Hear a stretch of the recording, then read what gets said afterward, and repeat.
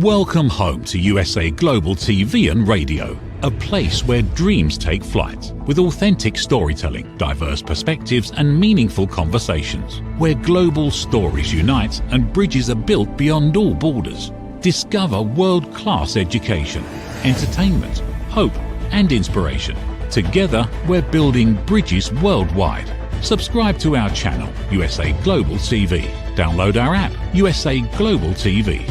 Be our guest or join our team. Visit usaglobaltv.com. Thanks to our founder and executive producer, Dr. Jacqueline Kerbeck. Music score by Yeffy Tang from Cloud Road Music. Voiceover artist Mike Porter. Creative direction by Paul Garcia. USA Global TV and Radio, your home for global connection. All rights reserved. This video and its contents are the exclusive property of USA Global TV and Radio. Unauthorized use, duplication or redistribution in any form is strictly prohibited.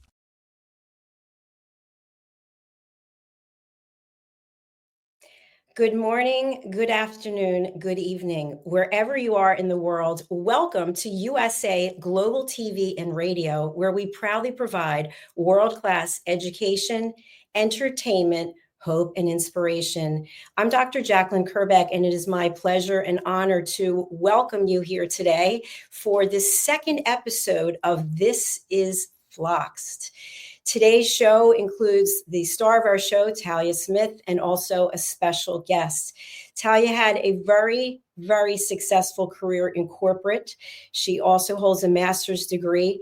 And then at some point, her life took an unexpected turn, a journey she couldn't have imagined that she would be going through.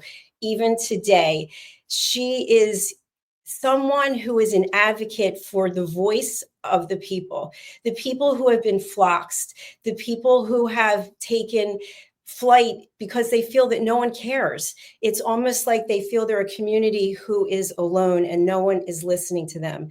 So Talia is an advocate. She is a role model. She is a leader. And we welcome her here today to share her story and also welcome her special guest. Talia, welcome to the program. Hi. It's good to see you today. Thank you for making the time. Too.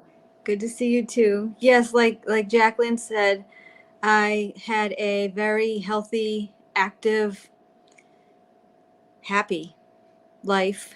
And it all changed with 3 pills of an antibiotic called ciprofloxacin. I wish I knew now. I wish I knew then what I knew now. I had no idea what was about to unleash on me when I couldn't walk after my 3rd pill and ended up in the emergency room. And when I told the doctor, I'm perfectly healthy, I just can't walk overnight. The only thing that's changed is that I've been taking this antibiotic. The doctor looked at me and said, "Are you taking Cipro?" And in that moment, I knew my life would never be the same. The fact that he was equating me not walking with Cipro. I just had no idea what was in store for me. 5 months later, my decline was rapid. 5 months later, I was on hospice. I lost over 50% of my body weight. I was 60 pounds and had my last rites read to me. I did not think I was going to be able to be here to tell my story or to even be with my family. So now that I am still here, I've made it my mission to dedicate my life to being an advocate for fluoroquinolone toxicity syndrome and the awareness, because I think most of the time this can be avoided. And I don't want other people to end up like me. And like Jacqueline said, we're the forgotten ones. We're the ones with no voice. And I'm going to be sitting here screaming, shouting from the rooftops as long as it takes, and trying to get other people to find their voice as well. And for those that can't find their voice, I'll just scream a little bit louder for you. And I won't stop until we get the recognition that we deserve. So one of these things to help me do that is being on this show to help spread awareness. So thank you for the introduction, Jacqueline. And I guess I'll just start with Sarah, if that's okay. So welcome to my second episode of This is Floxed. Today we have the Fluoroquinolone Toxicity Study Foundation, which was founded in 2015 to fund and organize research into the causes of FQAD, that's fluoroquinolone associated disability, and potential treatments. Uniquely, all members live with long-term effects of FQAD themselves and therefore understand what we're going through, as well as have many personal sacrifices to their mission, one of which is that most of the funding has come from the founder's personal savings. Joining us today is Sarah Sedgwick, the Communications Director. After her fifth reaction to fluoroquinolone in 2013, she had to leave the workforce to focus on her health. She joined the foundation in 2018 and manages the foundation's website, platform, communication. She leads outreach with stakeholders and agencies worldwide and plays an active role in supporting the foundation's research initiatives. So, welcome, Sarah. Very happy to have you here today and representing the foundation. Oh, yes, good to see you. And yes, thank you for having us here today. Yeah. So I think the best way to kick off this episode is just to ask, because so many people ask me about your organization, who and what is the Fluoroquinolone Toxicity Study Foundation, and how did you all get together? Yeah, I know a lot of people don't know who we are, but the idea of the foundation began in 2014 when our founder, Jerzy Chiskovsky, met Jane Crosby over in Washington, D.C. And there were a group of severely affected FQAD patients attending a critical meeting there with members of the U.S. Senate and Congress. So this was extremely important first step. It was also the first time that DNA damage was caused by fluoroquinolone antibiotics was formally presented to a U.S. Health Committee. And that moment basically sparked a bold idea to launch the world's first individual study on mitochondrial and genomic DNA damage in a larger group of FQAD patients. And this was later coordinated by what would soon to become known as the foundation. And at the same time, patient support groups were starting to grow. The awareness both among people that were sick and also that some of the public was steadily increasing. At that time, the foundation Jerzy and Jane saw an urgent need to dig deeper and to review the scientific literature that was out there. And they went through thousands of studies with the scientists. And all of those studies are now in our research library. And they also decided to engage with the medical and research communities and start sharing real world patient experiences at that time. The foundation officially launched in 2015 with nothing but determination, and today we remain the only international organization who organizes research fully dedicated to this issue, and we've done it all pro bono since day one. So over the past decade, we've had the honor of collaborating with the respected names in this field, such as the late Dr. Jay Cohen and Dr. David Flockhart, as well as Dr. Stephen Pipa, who a lot of people know, and Professor Beatrice Gollum over at UCSD, as well as our independent consultants, Dr. Carrera, Dr. Beer, Dr. Gustafson, and Dr. Petrushinsky. So back in 2018, we sent hundreds of correspondence to all country representatives at the WHO, the WHO, as well as the FDA and the EMA, which is the European medical agencies similar to the FDA. So including multiple phone calls with the EMA's division called PRAC. So what began as a grassroots effort has grown into a global mission built through sometimes, unfortunately, 90-hour weeks, and often while we do not feel well at all. So while we can't give medical advice, we can share insights from our research and global collaborations through our website, media, and talks like this. So first of all, I want to say, if there's one thing I understand, it's trying to work and be functional when you don't feel well. So really kudos to all of you at the foundation for doing this for so many years and supporting the community. And not only that, the pushback I cannot imagine that you've experienced. I know it in such a short amount of time. People don't like discussing this topic. And so I can imagine what you went through to get where you are today. And I really think it's very impressive that you worked with some of the legends in this field, like the late Dr. Cohen. It's pretty amazing. I only get to read his books, so I think that's pretty amazing. So can you talk about some of the research that, the organized research that you've been doing over the years? Sure. And I know most people would not know about this unless they've been on our website. Yeah. So to fully understand the mechanism of the damage the mechanism causing the damage before treatments can be determined, and to try and resolve those problems. So this needs to be fully understood. So I think a lot of people don't quite understand that and keep kind of throwing things at this condition, and then things aren't working. So in 2017, we began testing FQAD patients and found something alarming. 100% showed signs of DNA damage, likely caused by fluoroquinolones forming strong chemical bonds, especially with the mitochondria DNA. So damage was even seen after a small fluoroquinolone dose, years after exposure. And then in 2019, we explored whether stem cells made from patients' own tissues might help regenerate damaged areas of the body.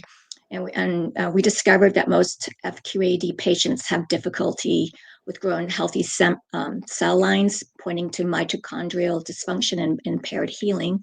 And that study was organized, that study that we organized was published in 2022 in a medical journal. We've also tested how different antibiotics affect different types of human cells. Fluoroquinolones were by far the most toxic, no surprise there, and especially with longer exposure.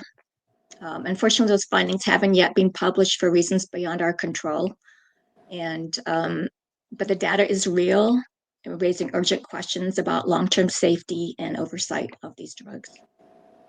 And all of these studies are in much more detail than can be found on our website. Looking ahead, we're hopeful that 2 key publications we've been working on will be ready to submit for journal publication this year. One is on DNA modifications linked to fluoroquinolones, and another is exploring oxygen absorption issues in damaged cells, both of which further support the growing body of evidence pointing to mitochondrial dysfunction as a central problem in FQAD. And I just want to quickly explain something, because a lot of people wouldn't understand this about science and getting published in scientific journals. Getting published in a journal is really important because it shows the research is solid and has been reviewed by a panel of experts. It also helps other scientists find your study and your work and possibly expand on it. And that's super important for us to continue down our path. And sometimes journals will have a bias and will not publish certain studies. So even censorship after you've even published the study. So these are the things that we're up against. Sounds very challenging, putting studies together like that. What has it been like over the years of dealing with this kind of pushback? Sure. Well, extremely hard. You have no idea. We face much resistance even within our own organized research teams, which made publishing studies a real challenge. To date, we haven't been able to secure grants, funding, or attract support from charities because many are simply too cautious to get involved with the issue of drug toxicity. So, and then in the United States, research is incredibly expensive. I mean, you're looking at several $100,000 to usually millions of dollars for one study. So we've partnered with overseas labs to get the work done so far, and we're really grateful to the few scientists who stood by us, often volunteering or working for reduced pay. Our co-founders, Jersey and Jane, have spent their life savings to fund the foundation, and covering the lab work, overseas travel to those locations, and everyday operations like internet, software, and so much more. It costs a lot to run a foundation. We deeply appreciate all our past donors, and we have some donors that donate monthly throughout the year. And today we hope the audience will maybe consider supporting us with a donation as well. So I just want to take a little break here and talk about fluoroquinolone toxicity in general. I get a lot of questions from people that are flocks, so I figured I'd just put like the top 3 questions that I receive. And since you have your sponsored research, I thought it'd be a great idea for you to answer these questions as well. Sure, So go ahead. the first question I always get is, fluoroquinolone toxicity has been defined as mitochondrial damage, but what does that actually mean? And why can't mitochondria just like fix themselves and regenerate? Sure. And I feel like I talk about this a lot on the platforms, Yeah. mitochondria.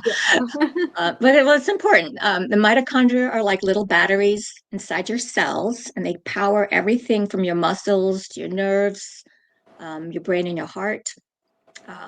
Fluoroquinolones can damage mitochondrial DNA because these antibiotics are designed to attack bacteria. And mitochondria actually evolved from bacterial ancestors. So these drugs sometimes confuse the two, hence all the damage, which is not very convenient, but apparently effective for some things. When the DNA is damaged, your body struggles to make energy, and that's why symptoms can be so widespread and systemic. But the hopeful part is if enough healthy mitochondria are still functioning, your body can slowly replace the damaged ones, and this is really key. It does take time. Each person, and sometimes a lot of time. Recovery might be slow or faster depending on how much damage was done, your genetics, and how well you protect your immune system during the healing process. So you have to kind of think of your body like a battery. If you're feeling 20% better, don't use all that 20% of energy all at once. Let it build to 25, 30% until you kind of get up to a level of 70% or more. And then you can kind of gradually return to a steadier routine. And this is kind of really critical because you can start relapsing. So healing isn't just about time, it's also about respecting your limits. So it'd be very crucial to avoid anything that puts more stress on your mitochondria. And that would include things like emotional stress. You can kind of start to feel your body kind of caving in when that starts to happen. It's not a pleasant feeling. Overexertion, processed foods, farmed fish, which can be full of antibiotics of all types, non-organic meats for the same reason, alcohol, toxic chemicals, cigarette smoke, and especially other medications known to be mitochondrial toxic, and they are out there, like some antibiotics, steroids, or anesthesia agents used in surgeries. We recently did video posts on some of these along with Utalia, so they can also be found on our website and on our older posts on our platforms. So recovery is possible. It's not going to be always very easy at all for some people, and certainly not a straight path. And it can be up and down multiple times if you're relapsing. But we've seen people come back from very dark places, and we're doing everything we can at the foundation to try and make that path clearer for those still on the journey, including ourselves. I think something you said was key in your response there, because I've heard people say so many times, like, your body heals itself. Why isn't that happening? And I don't think that many people know that mitochondria came from bacteria, right? So when you explain how, what'd you say? I said I didn't know that. Me neither. So when you explain that it goes and attacks, good and bad, because it can't really like tell the difference. I think that's a very big explanation as to why your body just isn't healing itself, because so many people have told me our bodies were made to heal themselves. So when you're not healing, you're like, what is wrong with me? I'm not understanding. But I think that statement that you made right there, just like that, makes the light bulb go off for me. So thank you. I hope it does for the viewers too. The next question I have, I'm sure you've gotten this so many times. I've taken a fluoroquinolone before and was fine, so I don't have to worry. Or I get asked, I've only taken a couple of pills or ear drops or eye drops, so I should be fine, right? Yeah. Well, we hear that all the time too. And my friends say that as well. in the past. So it's a very common belief, and we understand why people feel reassured that they've previously taken these drugs and then no problem, or they just had a couple of pills. Unfortunately, the answer isn't very simple. No one is completely immune to the risk of fluoroquinolone toxicity. And according to recent scientific studies, even a single dose, for example, of ciprofloxacin can initiate a process that damages the mitochondria, and also shows, and these studies have also shown that they can accumulate in the tissues and linger in the body for months after that last dose. So even if the symptoms aren't immediately noticeable, in some individuals that buildup can eventually lead to very serious health issues. Reactions can occur just after one dose, like one pill, 3 in your instance, Talia, while others may tolerate several courses before possibly experiencing symptoms. So it depends less on the number of pills or whatever form you took taken, and more on how your body processes and responds to the drug. So even topical forms like eye or ear drops can enter the bloodstream and also contribute to toxicity. And a lot of people really are not aware of that at all. So there's several factors influencing someone's susceptibility, which it would include your current mitochondria health and antioxidant defenses, age, body weight, your lifestyle, genetics, environmental exposures, coexisting medical conditions, as well as medications taken before, during, or after treatment of the fluoroquinolone drugs. And then any past exposure to fluoroquinolones could obviously really set you off. So, and a lot of people aren't aware they've taken these drugs in the past. So people with impaired liver or kidney function or genetic differences in drug metabolism may be especially vulnerable because the full mechanism behind fluoroquinolone toxicity is still being uncovered regards to damage. Genetic I can't say that word, susceptibility remains an urgent area of research. So it's impossible to predict exactly who will be affected, when, or really to what extent, unfortunately. So don't let anyone dismiss your symptoms based on how much you took or what form you took. Lasting effects mean your body was impacted beyond the typical drug package insert side effects. And you deserve recognition, support, and proper medical care, just like everybody else. And this research and these studies and this evidence that is out there that supports this is in direct opposition to how allopathic medical doctors think, right? Mm-hmm. So Yeah, you just said that fluoroquinolones stay in the cells and the tissues for a long time. And I remember when I first got floxed, my doctor immediately started informing me about the half-life of the drug, that it cannot be in your body anymore. And I cannot tell you how many times I was in the hospital, ER, admitted, and they were all saying the same thing. It cannot stay in your body. And yet there's all this research and documentation that proves otherwise. There's just such a huge disconnect, and I'm hoping things like this help bridge that gap, because it's very unfortunate. It's in your body, and the people that are supposed to help you are telling you the opposite. It's extremely discouraging, especially when you first get floxed. You get used to it when you've been floxed for a long time, but at the beginning, it's rough. Yeah. The last question I want to ask you, I had 3. I could ask you like 20, but I'll only ask you 3, is 100% of people have asked me this. I have asked this question myself because, along the lines of what I was just talking about, doctors not believing you and gaslighting you. What tests can I take to prove to these people that I have fluoroquinolone toxicity? That is the $1 million question, unfortunately. Currently, there's no single definitive test to diagnose the toxicity, but that doesn't mean doctors can't recognize it. During my interview with Dr. Pieper, he had indicated even a young, inexperienced doctor could make a possible diagnosis based on timing and the symptoms alone for the newly affected. We hope, right? So the pattern is very symptom specific, often appearing immediately or several weeks after taking the drug, which that could be a little bit more challenging, and affecting multiple systems at once. So you're going to be have problems going on in the nervous system, your muscles, digestion, and cognitive, and such things like that, cognitive abilities.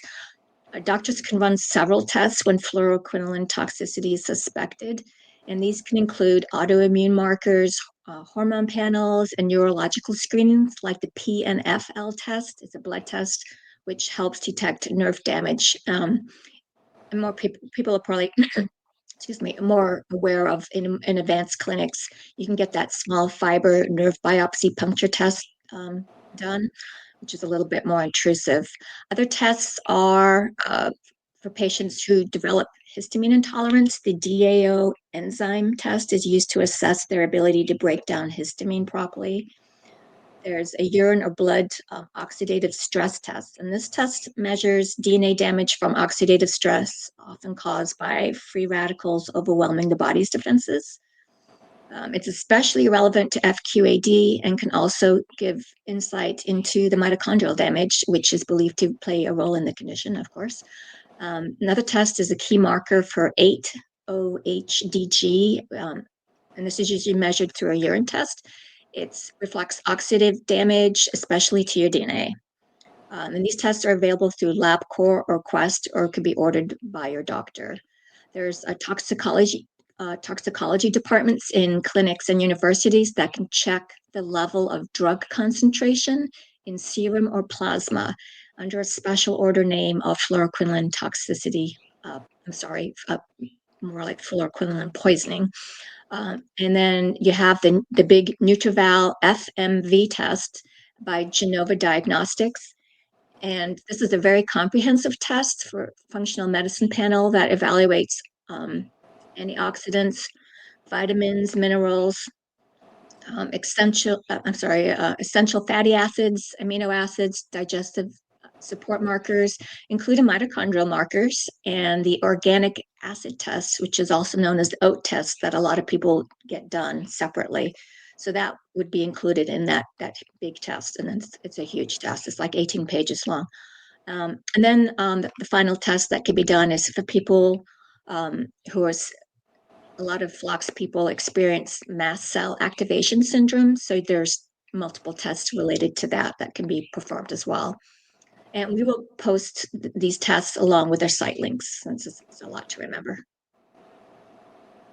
Well, I think after this episode, people will be going there and ordering those tests. Yeah, me too. I need to do them as well. Yeah. I remember, this is just a story from when I first got floxed. You know, like I said, if you've heard my story before, to anybody watching, I was never sick before. I did not know how to navigate the medical system. And I quickly realized that the Western medicine system was not going to help me. So I started seeing functional medicine doctors, naturopath doctors, and they all wanted me to take the OATS test, which is what you had just mentioned, organic acid test. Everybody wanted it. So I thought it was like this test that the world knew about. So I took the organic acid test, and they said, oh my God, look at all your mitochondrial markers. Look at the problems we have here. Because it does show mitochondrial markers and stuff like that. And so one of the times that I was hospitalized, you know, at a regular hospital, I brought all my tests in and was like, here's my OATS test. Look what it shows about me. And the doctor was like, the what? And she's looking at the test like, what is this? Is this even a real test? I don't even know how to read it. That's how she was talking to me. And I said, well, look who ordered it. There's MD after the person's name, you know? And then I realized, oh boy, I'm in for it. Like how to bridge the gap. Like I've got this test that shows that, but they weren't really recognizing that. So hopefully, you know, like the other test that you mentioned too will be more like accepted. Exactly. Even if you have doctors that don't accept this, there are doctors that do to treat, right? Regenerative medicine doctors usually want you to take that OATS test. So it's still valuable whether the Western medical system acknowledges it or not. I just thought that Yeah. was a funny story. Like, look at my test. And then they were like, Yeah. out the window. I'm sure you're not alone. Yeah, exactly. So, what does the latest data show about how many people are impacted by fluoroquinolone toxicity? Has it changed a lot at all recently? You know, we've done a lot of work in the past on these numbers. So, has it changed? Um, I kind of got a little bit of mixed information. They said like the numbers hadn't really changed, but then they also said, oh, there's 30 to 40% drop in recent years but millions were exposed during the peak years, for the last 15, 20 or more years. And also, especially during COVID, because fluoroquinolines were used a lot in the hospital settings for people with COVID. And unfortunately, we probably have a lot new people coming into our world. In 2023 alone, the CDC reported 14.6 million US prescriptions.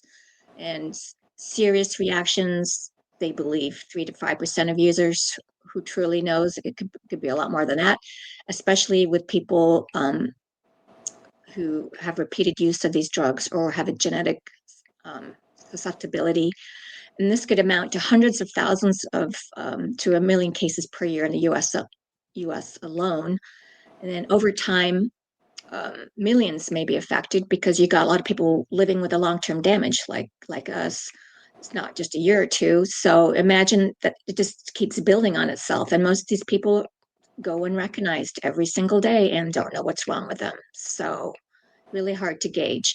And then globally, the number is even much higher because multiple reasons. A lot of these drugs down in South America, for example, we know, and in India up till recently, are sold over the counter. So you can just walk into a gas station or store and just buy them, which is absolutely horrific.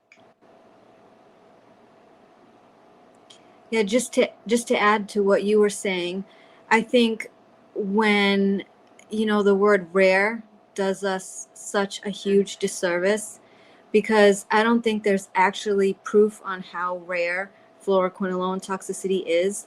The FDA themselves, know that they have problems with their reporting, and not just that, reporting this is self-reporting. If you don't report that you are floxed, you do not get counted in the numbers to come up with that 3 to 5%, right? And to your point, how many people don't even know that they're floxed that would never report it? How many people are too sick or have too much trauma to report it? So I think the numbers are grossly underestimated. And even if it was really 3 to 5%, let's just say, the point that I want the viewers to understand is that even though it may be small in percentage, the number of people impacted is enormous because of the amount of prescriptions being prescribed. So if you have millions and millions of prescriptions being prescribed, and you take that 3 to 5% number, that ends up being a very high number in the end. So, when people throw out the comments, it's only 1 to 2%, 3 to 5. What does that equal in numbers? That's the part that's mind blowing, right? So and I just yeah. Oh, sorry. Go ahead. No, I was just going to say that's the part I want the viewers to understand. Yeah, and I think that was one of the key points that we made to the CDC, trying to get this ICD-10 code because it's not rare. So, right. Yeah. So I've been dying to ask you this question, and I can't wait. Can you talk about the groundbreaking project that you are working on right now? The viewers are going to be so excited to hear about this. Well, we've completed a research plan for a standardized, rapid, affordable test that can that can detect DNA damage caused by fluoroquinolone antibiotics within minutes. Our goal for this test was for this test to be simple, reliable, and globally accessible, not just for the USA, and for use in both humans and animals. So pets get prescribed fluoroquinolone drugs too. And we have that in our drug lists of people. If you're taking your pet to the vet, you want to look up those fluoroquinolones on our website. This diagnostic tool of this kit would be a game changer in early detection, particularly in low resource settings. We anticipate the kit development process to take about 2 to 3 years with an estimated cost of several $100,000 if it can be raised. And this test is actually part of a much, much larger project, very important project that we've been working on for several months with scientists from other countries. The project would take 3 to 5 years or so, and is now ready to go and move forward, but we are looking for funding. Our aim is to further understand how fluoroquinolone antibiotics cause damage at the molecular level. So with the right investment of several $1 million, the hope is to develop treatment for one of the most important factors, which is DNA modifications. And our goal is to bring hope and healing to the millions of people around the world living with FQAD, and to help change the way modern medicine approaches antibiotic safety and personalized treatment. The key word here, game changer, right? For a couple of reasons. First of all, here's my proof.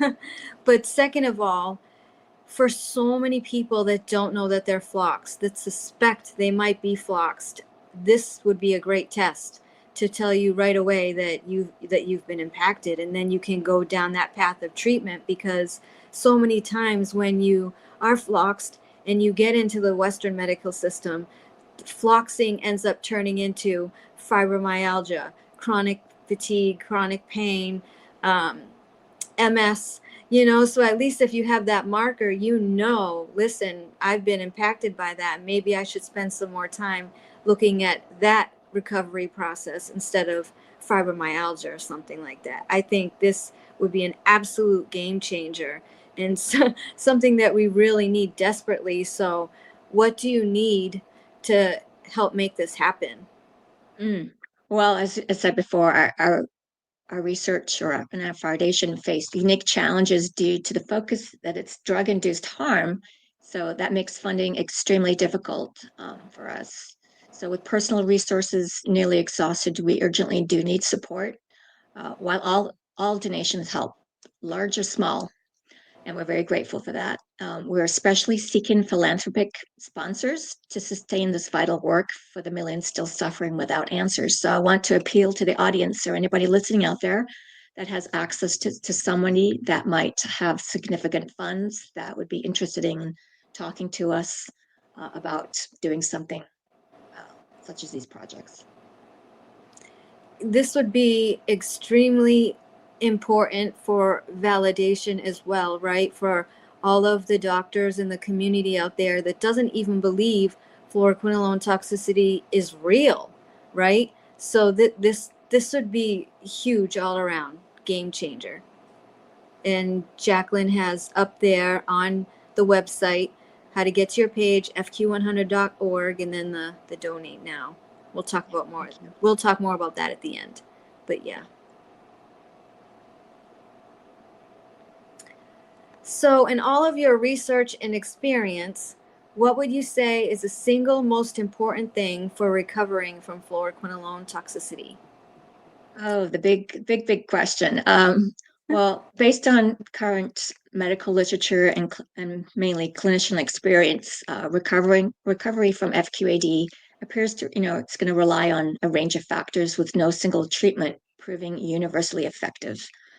And if you go on the support groups, you can see everything that people are trying, and it's out of desperation.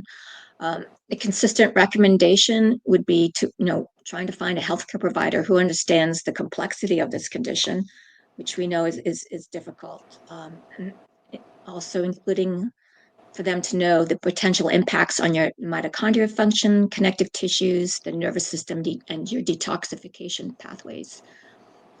One of the most emphasized strategies is basically to make sure you do strict avoidance of further fluoroquinolone exposures, even in less obvious forms like the eye drops, ear drops, and surgical IV. I want to make a point here. A lot of people are unaware that when you undergo surgery, I don't know if it's every time or certain things, you can have possible fluoroquinolone IVs. And I believe they don't even have to let you know that you'll be getting that. So you're going to want to check if you're having surgery about that. Re-exposure, even in the smallest of doses, can be associated with relapses. I think I'm a queen of relapsing and worsening of symptoms. In a more advanced or severe cases, clinicians have reported that patients may not tolerate basically any oral supplements due to gastrointestinal sensitivity, impaired nutrient absorption, and probably problems with your detox pathways. In those situations, there's alternative delivery methods to get that support, such as sublingual, which would be under the tongue, or transdermal, this patches for your skin, or intravenous IV nutrient therapy. And all of these may be considered to support your mitochondrial health and reduce the oxidative stress that's coming from the mitochondrial problem. And also replenish essential cofactors that the fluoroquinolones displace, like magnesium, which is a huge one, and that controls 300 functions in your body alone. Glutathione, just some of the B vitamins, and CoQ10. These protocols often are more personalized because they're going to be based on your own lab findings and your body's tolerance to any of that. Additionally, doctors can also recommend minimizing exposure to known physiological stressors, and this would include things such as NSAIDs, such as ibuprofen, certain medical imaging, which, as I said before, we've done videos and postings on those, corticosteroids, contrast dyes, which is a big one to look out for, certain anesthetics is something else we've also discussed before, and even specific food or supplements.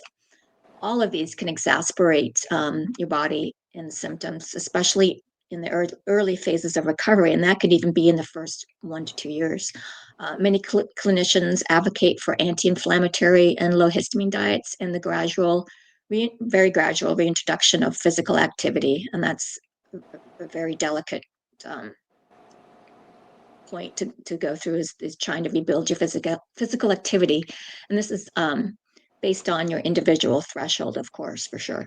While there's no standardized protocol, a multidisciplinary and cautious approach that includes nutritional support, neurological, and metabolic support is going to be currently seen as the most promising path forward to trying to stabilize your body and stabilize what's going on.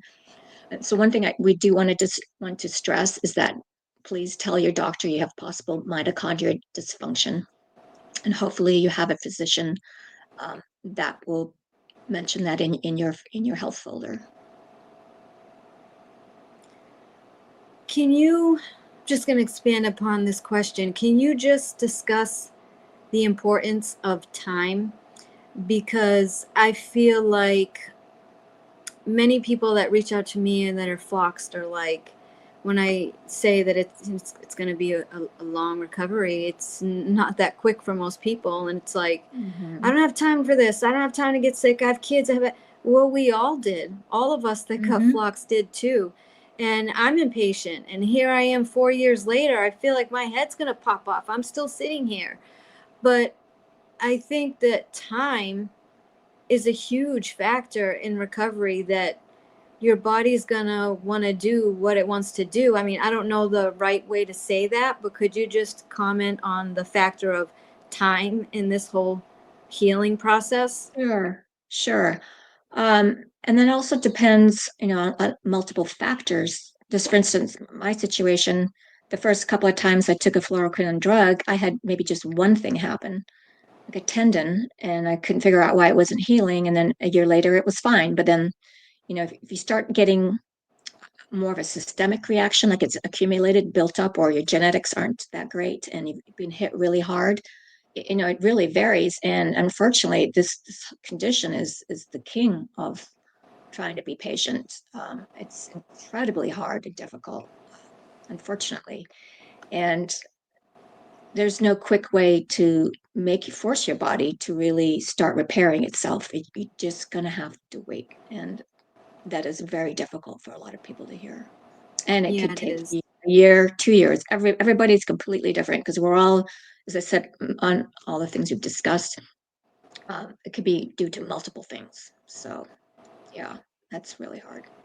Yeah. And I always feel really bad saying it, but it's just, I don't want people to make themselves worse by going crazy and trying to do too many things at once because they want to get better fast. I wanted to get better fast too, but I also learned the hard way. I think we've all done that. And so a lot of us take it from our experience. Yeah, trying 10 things at one time or even back to back, it can actually make things worse. And that's really difficult to gauge. It's really difficult. And I don't really know what to say about that. Yeah, I know. Especially with the nutraceuticals, supplements. You're really going to have to be very careful and pace yourself. Yep. So, I cannot have you on the show without talking about the project, ICD-10. The project, the ICD-10 codes.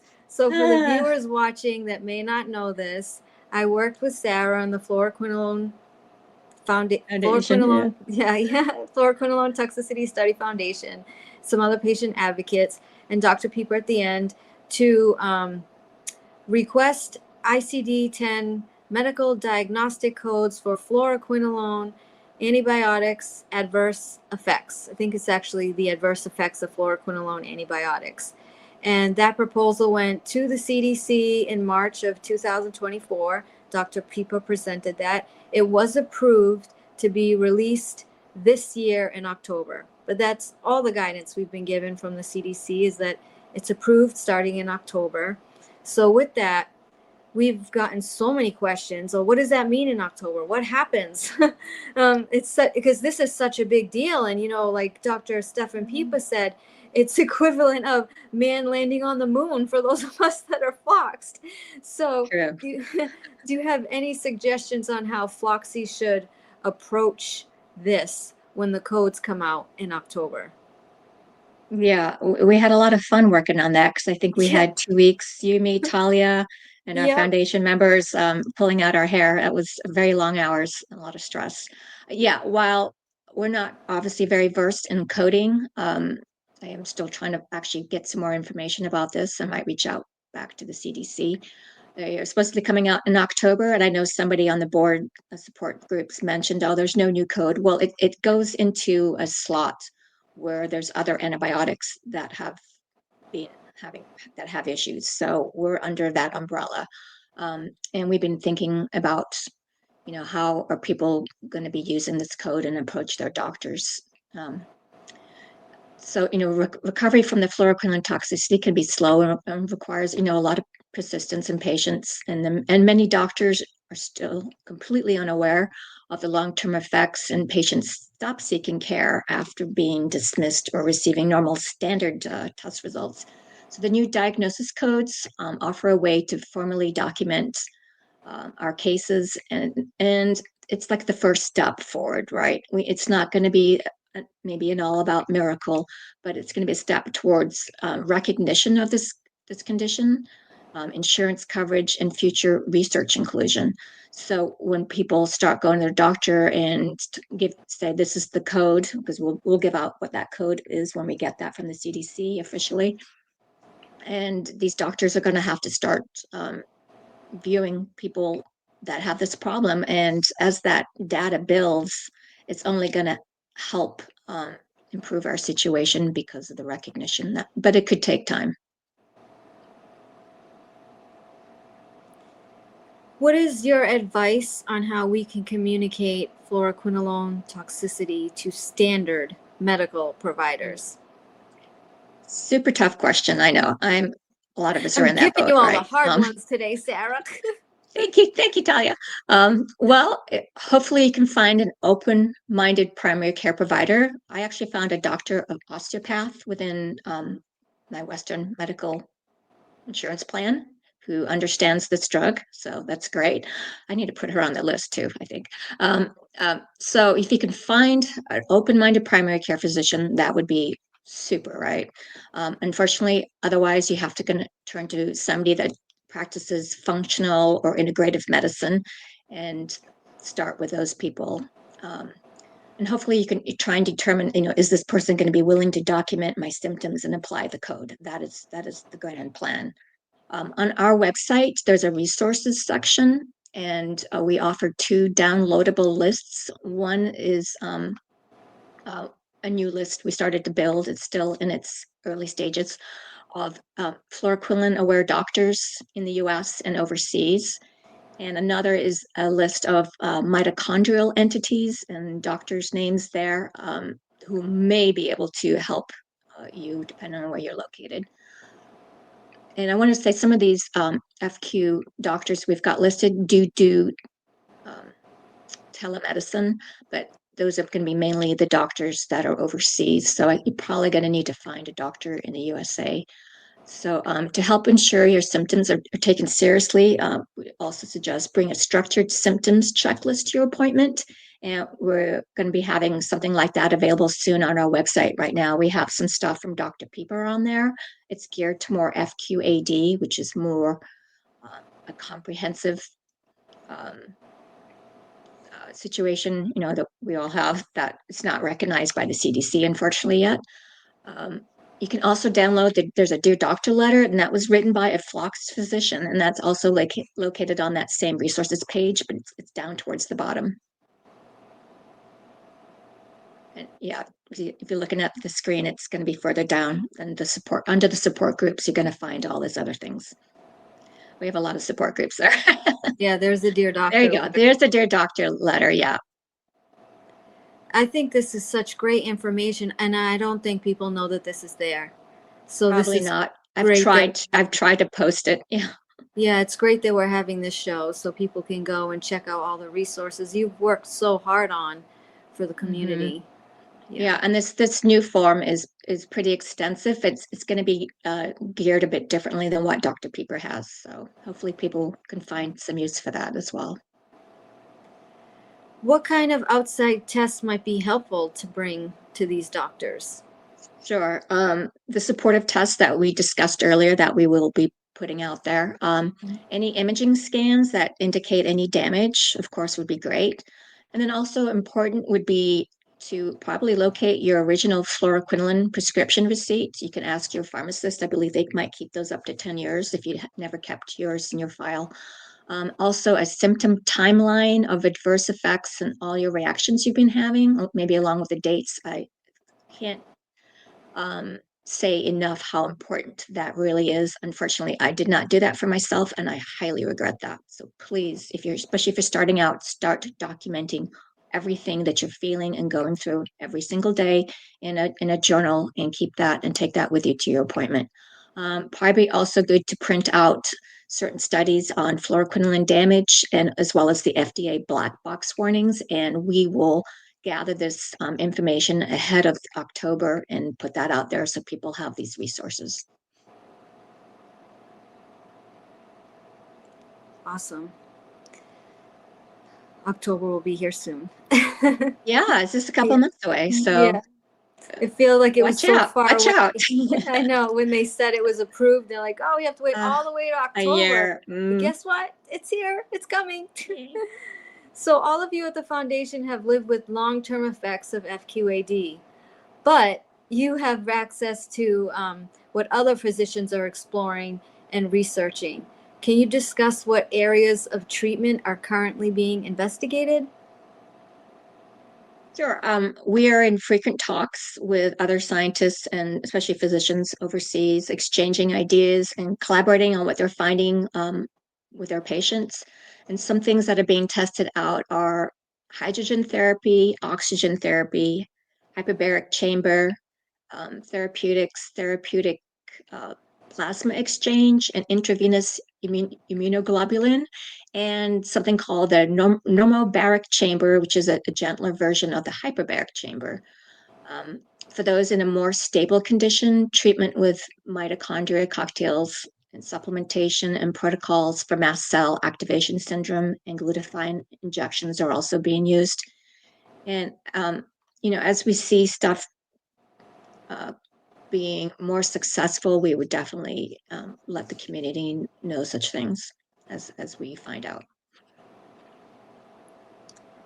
So I know we're getting close to time here, so I would like to end our show by asking you if you can give our viewers a message of hope that recovery is possible. You yourself said you're the queen of reflux. No, relapses. Yeah, Sorry. refluxing. Yeah. I do a really good job at that. I've Yeah. had 13, So lucky number 13 of those. and so many other people experience the same thing and become so discouraged. And I find, that people I talk to a lot are really scared just to live their lives in fear of becoming floxed again. And if I ever get to the point of being healed, I'm pretty sure I'll be one of those people too. So, can you leave us with a message of hope for what life looks like after this and that we will actually recover? Well, there's more information getting out than ever before. I mean, truly. And then that's really encouraging to us as a foundation. And hopefully that encourages the audience. We've got some very powerful tools that just sort of came about in the last year or two, which is the AI and machine learning. And those can really sift through decades of research, patient data, define patterns, and guide personalized treatments. So I think that will really be implemented into studies going forward, and it's going to accelerate things. Especially, we've got Kennedy now heading up the HHS and pushing for big changes.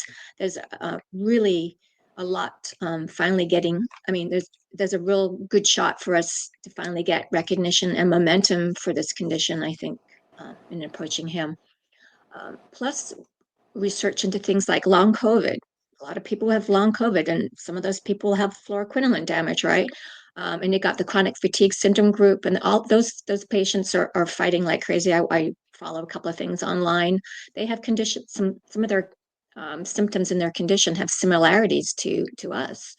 So funding for those are expanding and could help unlock answers to what we're suffering from too. So honestly, we are in such a more hopeful place than we were even 10, 13 years ago when I came into the support groups. I've seen a massive change, and it's super hopeful.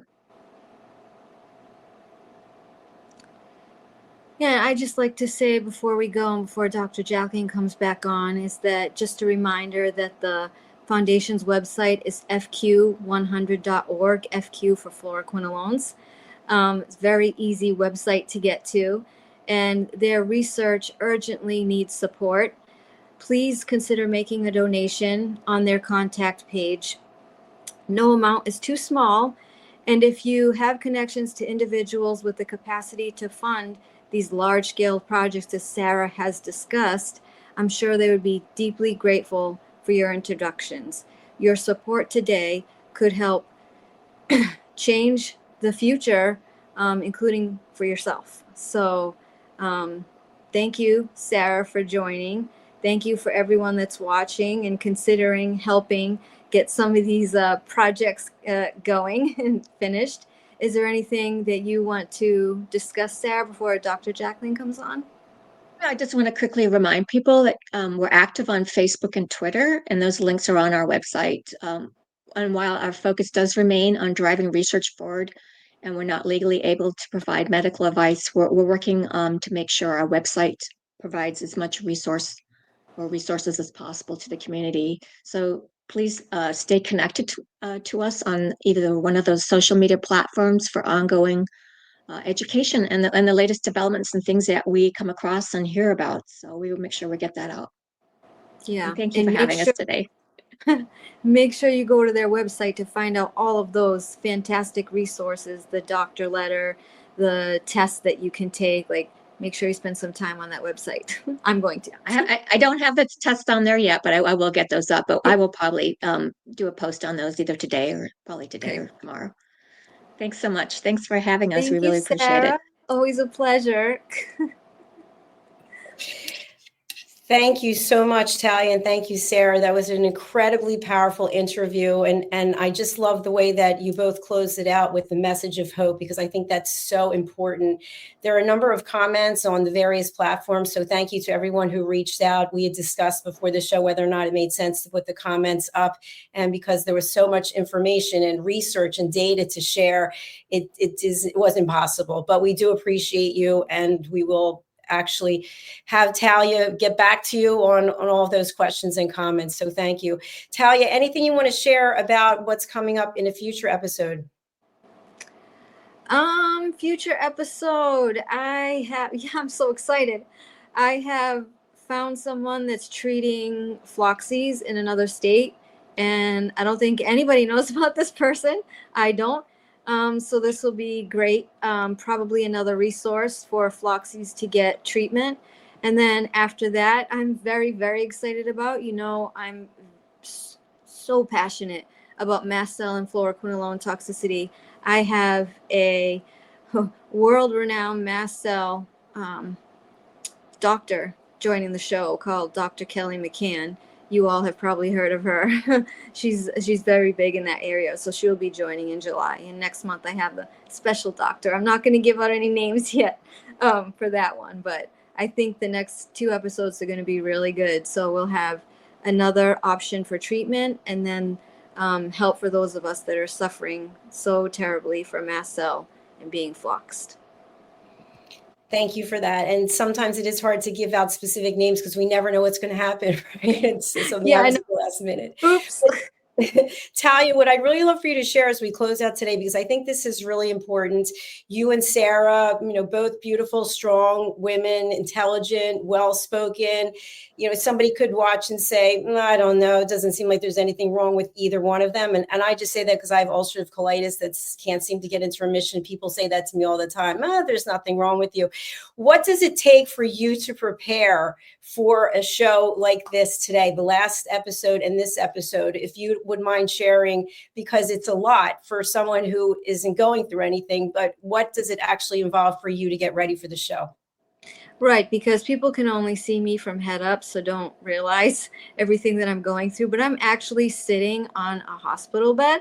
I'm sitting on the side of my hospital bed, and to get ready, I have 24/7 care. I cannot care for myself at all. So I needed help today to get ready for the interview, put my iPad, my phone, do my hair, put my clothing on, whole 9 yards just to do this interview, because this is how much we need to change. I just push it as far as I can. And then, that's just like the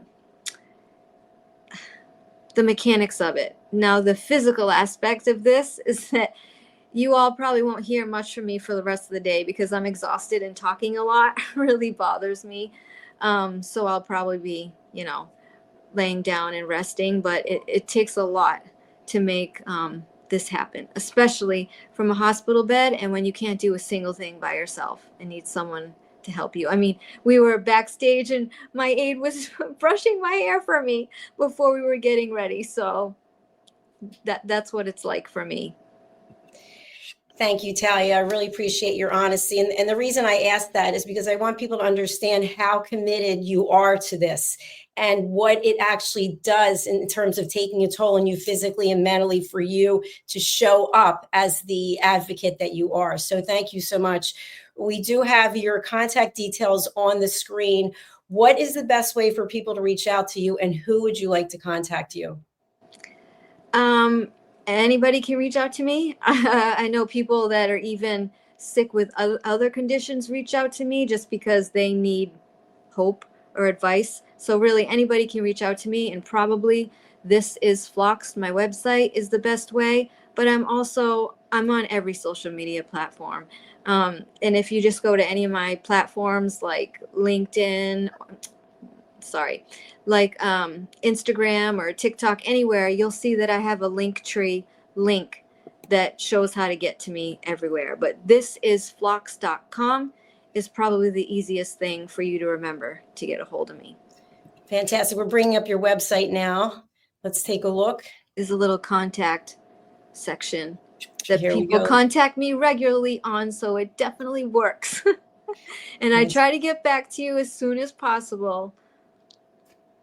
All right. Well, thank you so much. And I'd like to just share before we close out today, I'm actually on an antibiotic myself. And I was like, oh my gosh, I have to look it up and see what it is. And I'm thinking, I didn't want to go on this thing to begin with. And I felt much better before I went on it. So just a word of advice or caution to everyone, maybe get second, third, fourth opinions before you start taking something that you don't know how it's going to impact you. And again, none of us are medical doctors. So we'll just give the disclaimer that we're here to provide education, inspiration, and hope. Yep. All right, Talia, I'll let Thank you you, go Dr. and get some Jacqueline. rest, and just know how proud of you I am, and so is the whole community and everybody watching. So take good care of yourself, and just keep doing what you're doing. Thank you. Thank you, everybody. you. Until next time. Bye for now. All right, please do go and follow Talia and Sarah. Get some more information so that you can have the education and resources at your fingers. I just know in the last year, my own medical journey has been sort of a nightmare. And I have to be my own advocate because nobody's watching what's going on. One doctor says to take this for this and this to that. And I'm thinking it's like a whole biology project, or chemistry project, I should say. And is anyone looking to see how all the things are interacting with each other? I don't know. So be your own advocate, get the information, reach out to the people who are here today. And we'd love to have you, just a shameless plug, if you would subscribe to our channel, USA Global TV and Radio on YouTube, we'd really appreciate it. We just earned the Silver Creators Award for over 100,000 subscribers. And it's because of people like you that we can bring you this programming. So thank you again. Take good care of yourself. We look forward to seeing you for our next show. And now we're going over to our sponsors. Bye for now. In a world full of noise, misunderstandings, and interruptions, master the art of listening with Dr. Jacqueline Kerbeck. Dr. Jacqueline Kerbeck is the listening mentor of USA Global TV and Radio, and the Amazon #1 best-selling author of Mastering the Power of Elevated Listening. Elevate your listening. Elevate your life.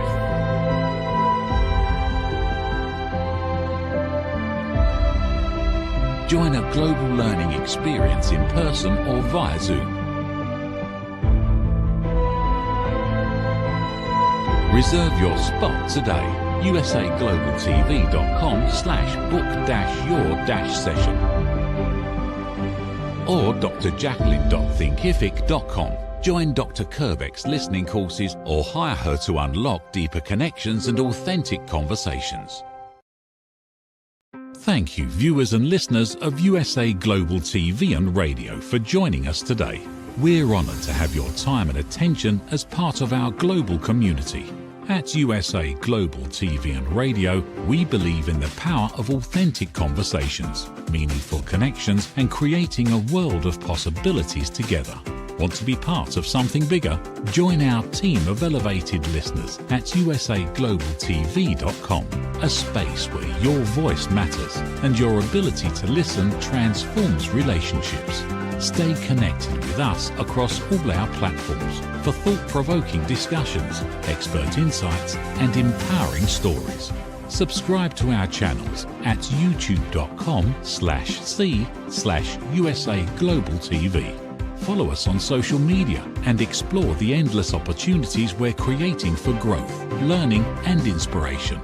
Together, we're not just broadcasting, we're building bridges and changing lives one conversation at a time.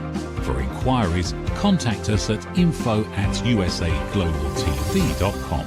Music by Johnny Dyes. Produced by Executive Producer and Director Dr. Jacqueline Kerbeck. Voiceover by Mike Porter. Creative Direction by Paul Garcia. All rights reserved. Copyright 2025. Visit usaglobaltv.com to view our full terms and conditions.